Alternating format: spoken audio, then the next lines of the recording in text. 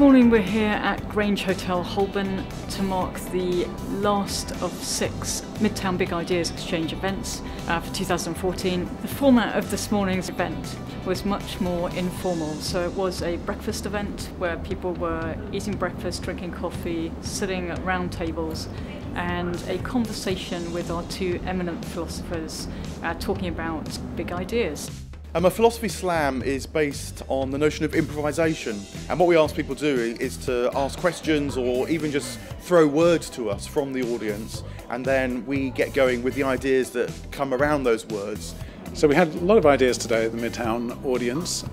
We had ideas about technology, about time, about risk, about how to bring up children, and lots of interest in kind of how to live our lives in a way that doesn't get too caught up with consumerism and shopping.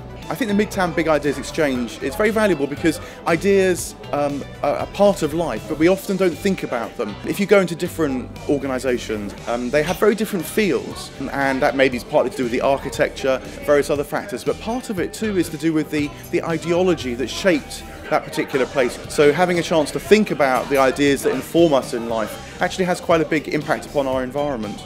Probably one of the reasons that people were so engaged is we were talking about something a little bit different from what we might normally talk about. We were talking about ideas that had a relevance, kind of, although they were philosophical, to everyday life and everyday business. I think what was really exciting about it was a much less formal feel in the room, lots of participation, much more chatty, much more interactive. And I think that was just a very different experience. The kind of experience where you go away and keep thinking about some of those ideas through the day. We'll be back mid-January 2015 with another 6 that will run until the middle of February. So for anyone who's actually missed the ones this year, please join us next year, and I'm sure they'll be just as exciting as the ones that we've just had.